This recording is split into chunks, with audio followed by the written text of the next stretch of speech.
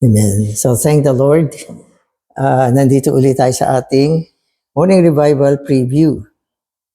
At ang schedule natin ngayon ay Week 45, Day 1. At sapagkat bagong linggo na naman tayo, siyempre mayroong title itong linggong ito. So tignan natin, basahin natin. So ang title niya mga kapatid ay The Lamb whom the overcoming first fruits follow. So yung sentro dito ay yung lamb na patuloy na sinusundan ng mga mandaraig. Ibig sabihin, sumusunod sila. Isang point, bakit sila naging mandaraig? Sapagat followers sila ng lamb. Mga sumusunod sa kordero. Okay mga kapatid, magbabasa na ako. So mga Bible verses natin ngayon ay Revelation 14:1-4. And I saw, and behold, the Lamb standing on Mount Zion, and with him 144,000, having his name and the name of his Father written on their foreheads. So binabanggit sa atin dito yung 144,000 na mga mandaraig ito. Ito ay another category ng mga mandaraig. Yung nakaraan ang binabanggit natin ay yung first fruit.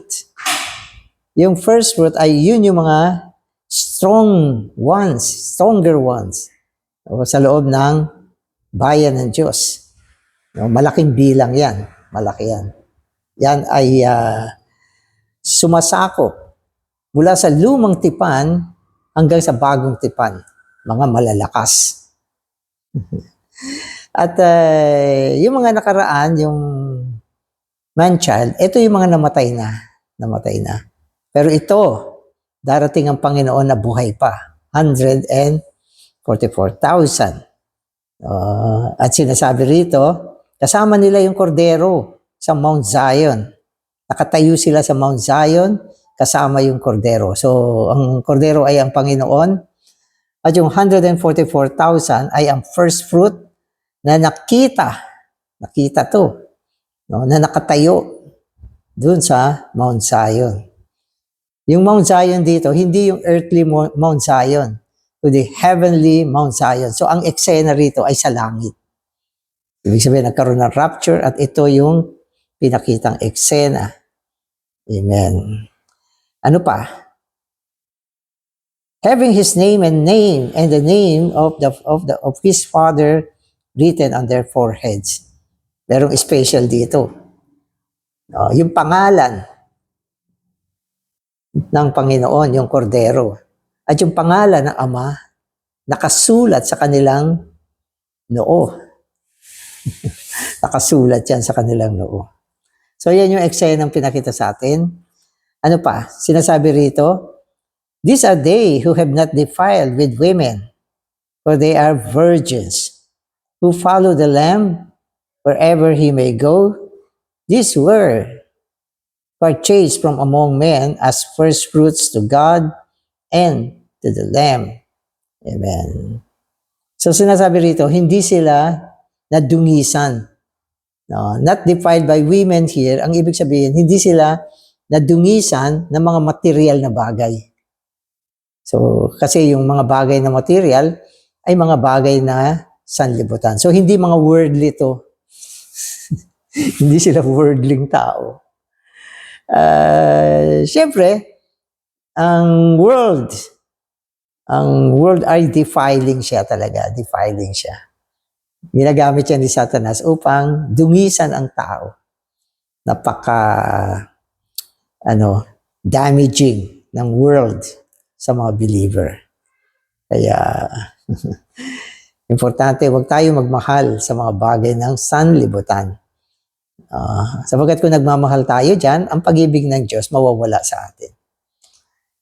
Amen. Okay, so, binabanggit dito na sila ay mga followers ng kordero. Saan man siya pumunta, sumusunod sila. So, tayo ay dapat follower ng Panginoon. Masarap man ang buhay natin, mahirap ang buhay natin, sumusunod tayo sa Panginoon. Hindi tayo sumusunod dahil masarap yung buhay natin pag sumunod tayo. Wala tayong ganyan. Ang Panginoon ang tinitingnan natin, sinusundan natin. Kung saan siya nagpunta. Ano yung kanyang direksyon? Yan din yung ating direksyon. So magbabasa na ako. Revelation 14, 1-4 reveals Christ as the Lamb whom the overcoming first fruits follow. In the Old Testament typology, the sheep of the first fruits of the good land was brought into the temple and offered to God directly for his enjoyment.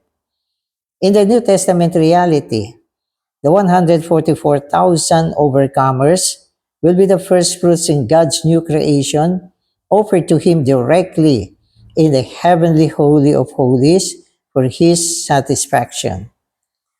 Amen. So una, meron tayong type ng first fruit sa lumang tipan. So ito yung mga unang bunga na mga bunga mula sa mabuting lupa. At alam natin kung farmers ka, yung mga first fruits, yan yung pinakamagandang bunga. Malaki, matamis, at ang ganda niya, nakakatakam talaga siya. Siyempre, yung mga susunod na mga bunga, maliliit na. Hindi na kasing ganda nung first. Sa halaman, common talaga yan. At sa lumang tipan, yung mga unang bunga, yan ay hindi kinakain ng mga Israelites. Yan ay special na tinatabi, mga first fruit ng kanilang harvest, at dinadala yan sa temple. Yan ay portion ng Diyos. So, dinadala yan. Dinadala yan para sa pagtatamasa ng Diyos. So, yan yung sa Old Testament. Ngayon sa New Testament naman, yung first fruit, sinasagisag ng mga overcomers. 144,000 na overcomers. At itong bilang na ito ng mga mandaraig, 144,000, ay mga mandaraig na buhay pa pagbalik ng Panginoon. So sila ay buhay pa, madadatnan sila ng Panginoon. Pero bagamat buhay pa sila, overcomers na rin sila. At sila ay maiaakyat.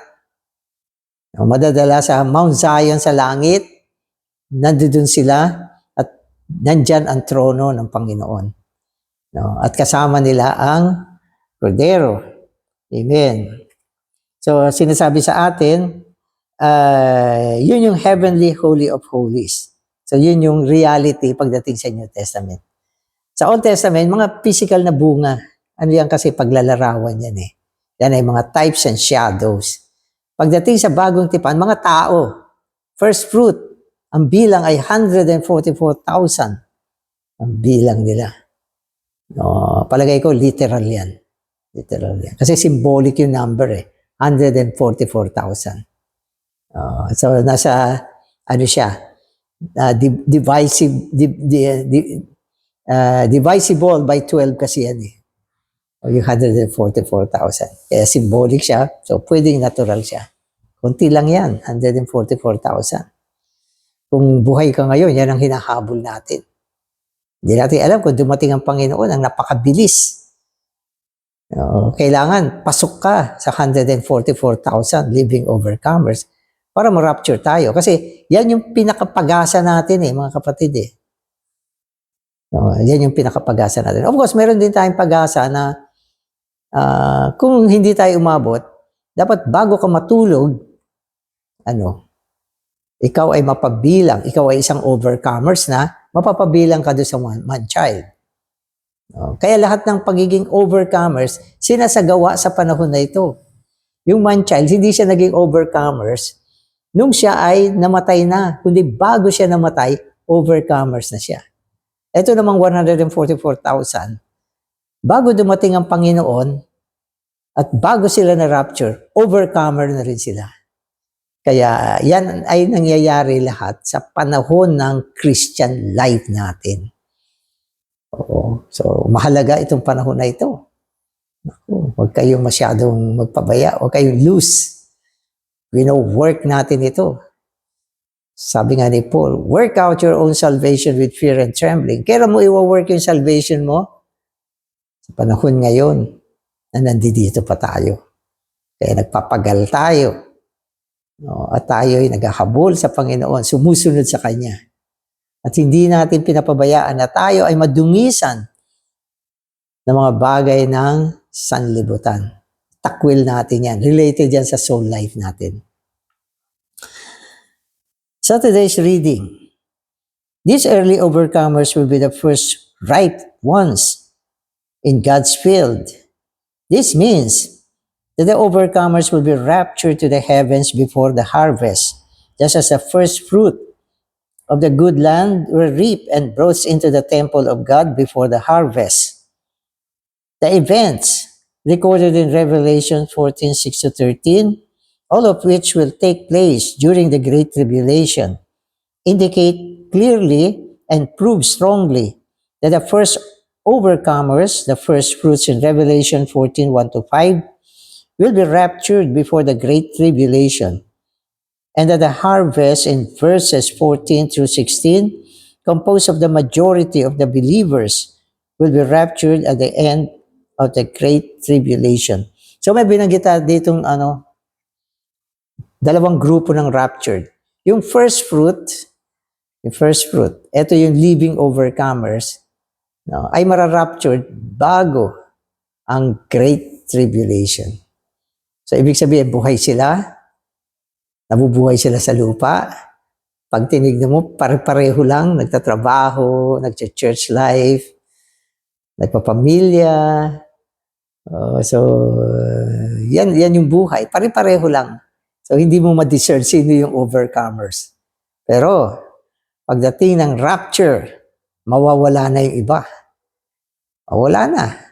Nawala na si ganito, nawala na si brother na ganyan, si sister na gano'n, nawala lahat.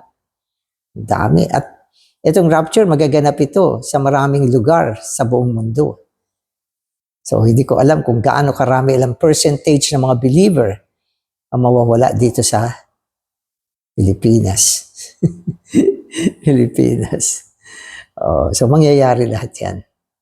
Pero malaki ang paniwala ko na marami sa mga mararapture naman ay nasa Lord's recovery. Sa Lord's recovery. Kaya, manatili kayo sa buhay, Ecclesia. Nandiyan ang pagsasalita ng Espiritu. Nandiyan ang pagbubuo, pagtawag sa mga mandaraig. Pero wala naman nakakasiguro din. No? At malaking balita ito pag nangyari sa buong mundo. So yan, daming nawala. Hindi malaman kung saan napunta. Di ba? Sa isang pamilya, bigla may nawalang isa. Doon sa isang church life, may nawalang 5, 10. Kalat-kalat. At mapapublish ito sa CNN kasi world news ito eh. World news na ang daming nawala. Tapos mayroong magaling na tinotal niya lahat yung nawala sa buong mundo. Ilan lahat yan nawala na yan? Paglabas ng total, 144,000. Eksakto. Yan ay mangyayari. Mangyayari yan. Nalsusulat yan. At ito ay magaganap bago ang Great Tribulation. At hindi tatagal pagkatapos ng mga rapture. Dito mga first fruit. Dadating na yung Great Tribulation. At ang pagkaka-rapture sa mga believer ay katuparan ng pangako ng Panginoon na sinabi niya, sinabi niya ito sa church in Philadelphia, iingatan ko kayo sa panahon ng pagsubok na dadating sa buong sangkalupaan. Yung pagsubok na yun yung Great Tribulation na dadating. At paano niya tayo iingatan? Kukunin niya. Ira-rapture niya sapagkat yung Great Tribulation ay dadating sa lupa. Dapat wala ka sa lupa para hindi mo madaanan yan, hindi mo maranasan. Kaya yan ay isa sa mga promise. At pwede ko sabihin, isa sa mga gantimpala sa mga mandaraig ang mai-rapture. Amen. Amen. These 144,000 first fruit will not be taken to the air. Rather, they will be taken to the heavens, even the heavenly Mount Zion. The first fruit are a small part of the harvest which ripens first. This signifies that as God's chosen people are growing on the earth, a small number among them will become the first fruits, the overcomers.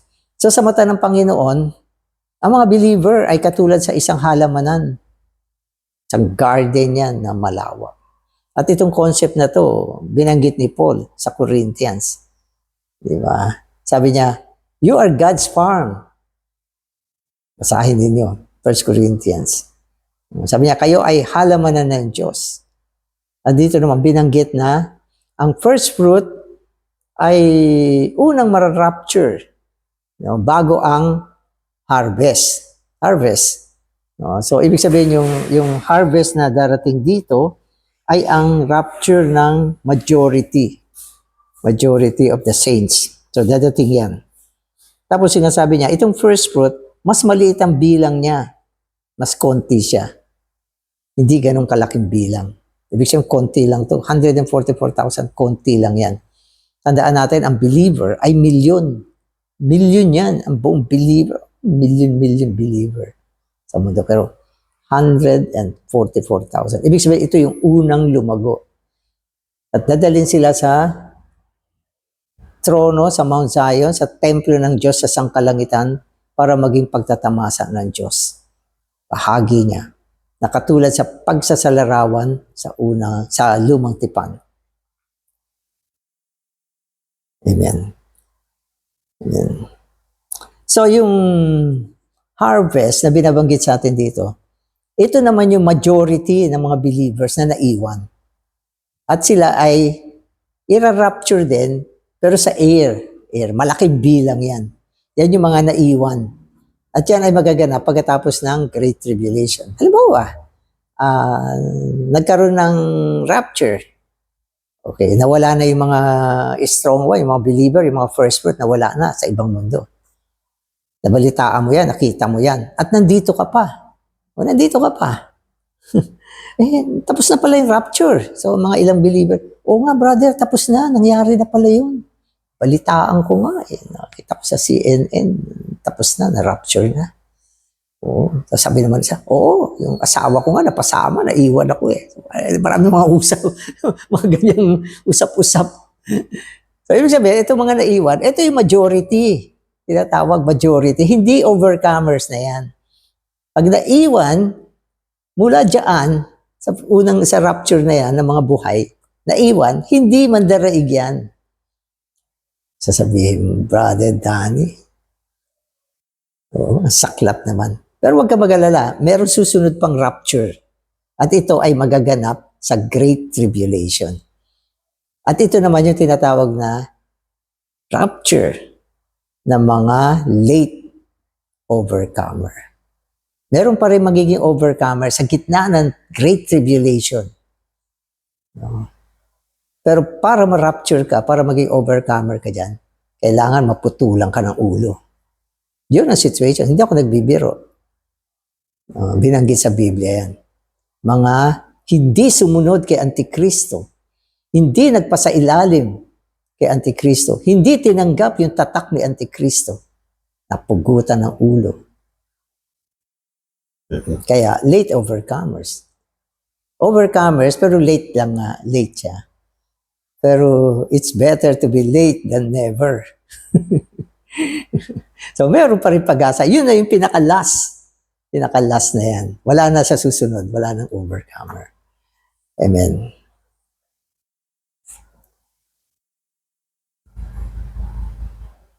Okay, so the first fruit in Revelation 14 are before the throne of God.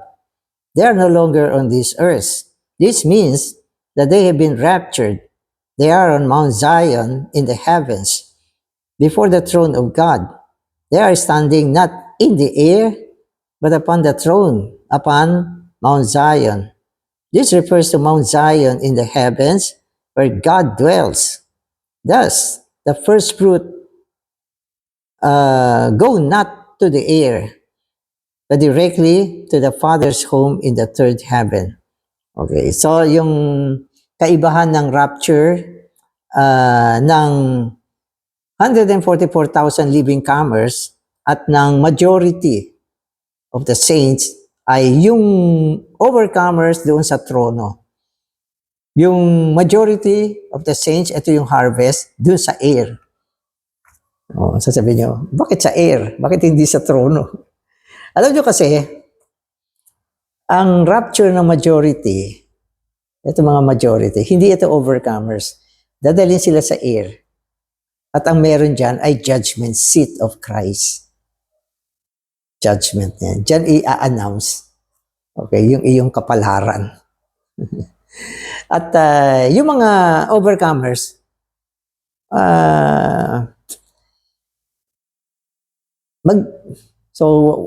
walang masyadong strong teaching na kung pupunta pa sila doon o hindi. Pero pwedeng pupunta rin. Kasi doon sa judgment na pinakita sa atin sa mga gospel, nag-announce ang Panginoon doon di ba? Meron yung mga overcomers na sinabi niya, enter into the joy of the Lord. Meron naman yung mga hindi overcomer, okay, inutusan niya na gapusin sila at ihagis doon sa labas ng kadiliman. So, nagsettle doon sa judgment seat of Christ. So, yung air dito ay judgment seat of Christ. Sapagkat ang paghuhukom ay magsisimula sa sambahayan ng Diyos. At yan ay hindi sa lupa gagawin. Yan ay gagawin doon sa air. Kaya majority of the saints, pupunta lahat doon. Punta lahat doon. After Great Tribulation. So, lugi ka. Hindi ka naging mandaraig, dumaan ka pa sa Great Tribulation, pagkatapos niyan, dadaling ka pa sa Judgment Seat of Christ para desisyonan ang 1,000 taong disiplina na igagawad niya sa mga hindi mandaraig. Lugin-lugi. Sayang. Alam niyo, pag naintindihan niyo to, siseryosohin niyo to. Siseryosohin natin to. Kaya sinasabi, with fear and trembling. Hindi biro ito. Amen. Revelation 14:1 indicates that the 144,000 have the name of the Lamb and the name of his Father written on their foreheads.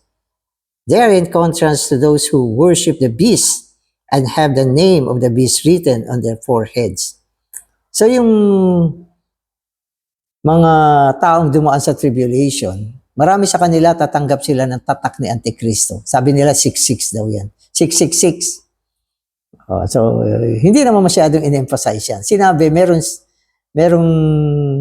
numero yung numero ni Satanas at merong tatak. Pero hindi ko rin alam. Hindi ako sure na talagang 666 yung tatak. Oo.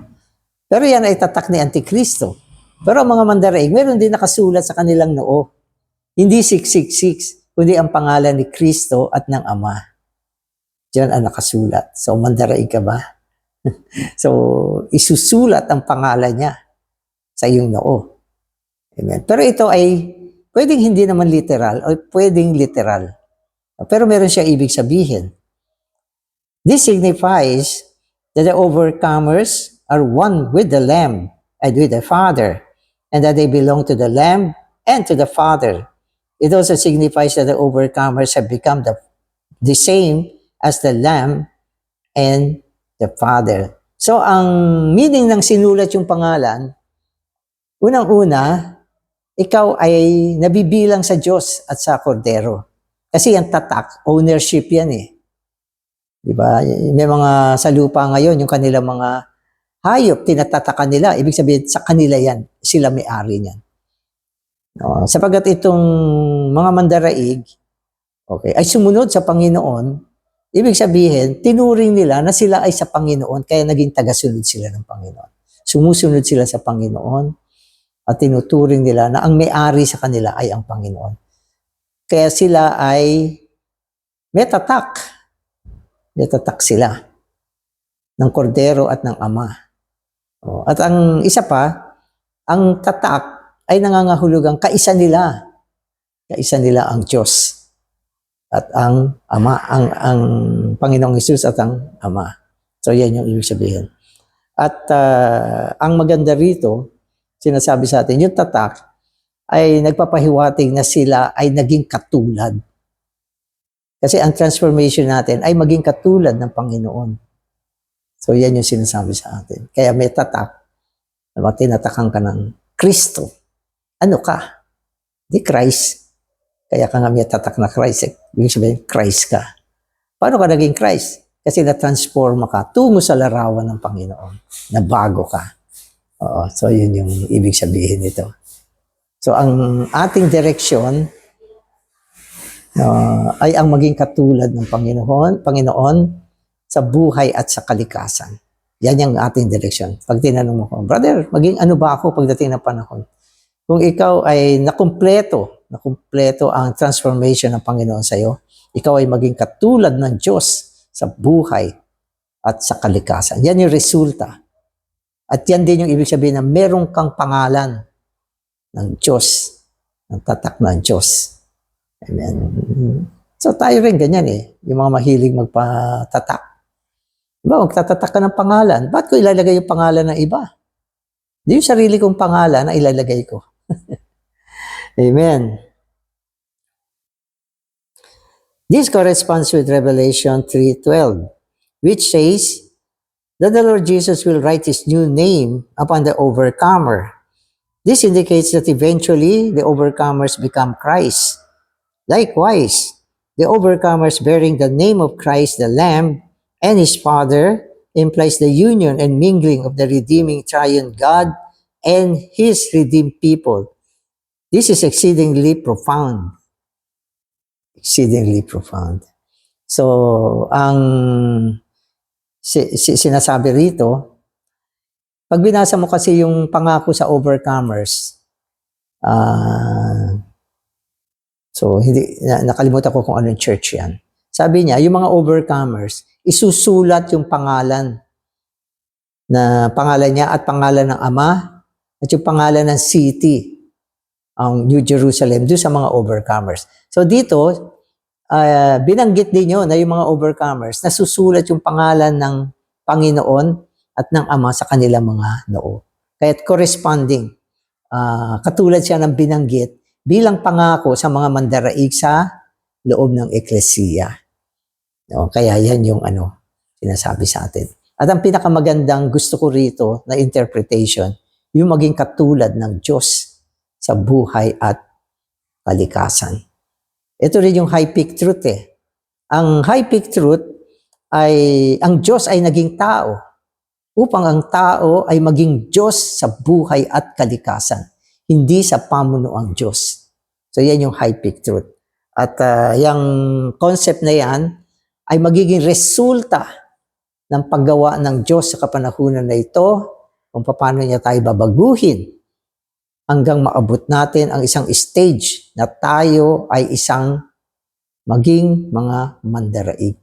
So pag naabot na isang believer, ang pagiging mandaraig, yun na yun. Yun na yun. Ibig sabihin, kompleto na yung kanyang kaligtasan, except yung proseso ng transfiguration of the body na magaganap bago siya ma-rapture. Kasi ang transfiguration ng ating katawan, hindi na natin i-work out yan. Yan ay ibibigay lang ng Panginoon. Ang kaligtasan ng tao na binubuo ng tatlong bahagi, espiritu, kaluluwa, katawan, ay mga stages. Ang unang stage ay ang kaligtasan ng espiritu na natanggap natin sa pagsampalataya sa Panginoon. Yung buhay niya dinala sa ating espiritu, sa ating pantaong espiritu. At yun namang ating buhay kaluluwa ay dadaan sa transformation. Transformation. From glory to glory, from glory to glory. Araw-araw tinatransforma, unti-unti. Okay. Hanggang sa mata mo niya ang lubusang transfiguration, transformation. No, na siya ay maging katulad ni Kristo. No, maging katulad ni Kristo sa buhay at sa kalikasan, katulad ng Ama. At yan ay full transformation. At pagbalik ng Panginoon, babaguhin niya ang ating katawan, magiging immortal body. Yung mortal, magiging immortal.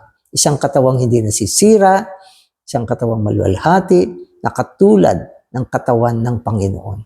So yan yung complete salvation. Amen. Because they were always with the Lamb, having followed the Lamb wherever he went. They are seen standing with the Lamb on Mount Zion.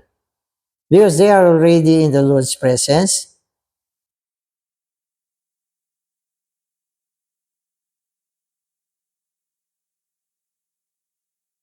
Okay, sandali lang. Okay, so yung isa, nalaktawan ko. Okay, so sabi rito, the first fruits are the faithful followers of the Lamb. The overcomers following the Lamb wherever he may go indicates that they constantly enjoy and experience him. They follow Jesus and are not defiled by the earthly things. So ang resulta ng kanilang tuloy-tuloy na pagsunod sa Panginoon, nailigtas sila mula sa kapahamakan, mula sa karungisan na pwedeng ibigay ng mga makalupang bagay. So ito yung ibig sabihin na hindi sila na-defiled ng babae. No? So yun yung ibig. Sila ay pure, no? Katulad ng virgin. No? At ito ay resulta ng kanilang pagsunod sa Panginoon. Kapag ikaw ay sumusunod sa Panginoon, walang panlasa ang atraksyon ng mga material na bagay. Hindi ka madidefiled. Ang pinakahalagahan mo lang ay ang Panginoon. O, basta may makain ka, matirahan, damit, at mabayaran natin yung mga bills natin. Hindi naman natin kailangan ng mga pansanlibutang kaaliwan. Ano na yan? Luho na lang yan. Luho lang yan. At kung sobra-sobra yung ating mga salapi, i-offer natin sa church. Ang daming pangangailangan. Kaya mula dyan, nabubuo ang mga mandaraig na hindi nadidefiled ng makasanlibutang bagay. Walang defilement. Simpleng buhay, simpleng pananamit, okay, simpleng kung may pambili ng konti, bumili ng isang simpleng sasakyan para makagalaw. Okay na yan. Huwag na kayo mangoleksyon ng mga kotse, ng mga Rolls Royce, mga Porsche, Hindi natin kailangan yan sa buhay natin. Basta meron ka lang pamumuhay na normal, mabuhay ka, hindi ka dapat ma-defiled ng mga material na bagay. No? At kung bless tayo ng Panginoon, i-support natin sa church at kunin natin yung pangangailangan natin. Okay na yan. Amen. Amen. So because they are already in the Lord's presence, the rapture will not come as a surprise to them. They are living in the heavens today, and they will be standing with the Lamb in the heavens on Mount Zion in the future. In the future. Yung eksena kasi, kasama nila yung kordero na nakatayo doon sa Mount Zion. So, ibig sabihin, yun ay resulta ng pagiging followers nila ng Panginoon. Kaya hanggang doon sa Mount Zion, hindi sila iniwan ng Panginoon. Kapag sumusunod ka sa Panginoon, hindi ka iiwanan ng Panginoon. At ang ibig sabihin ng sumusunod sa Panginoon, no, siya lang ang mahalaga sa buhay mo. Kung anong gusto niya, saan siya pupunta, ano ang kanyang direction, yun din ang meron tayo. Oh, Panginoong Jesus, gawin mo kami mga tagasunod mo, akitin mo kami, upang mawala ng ganda ang mga makalupang bagay.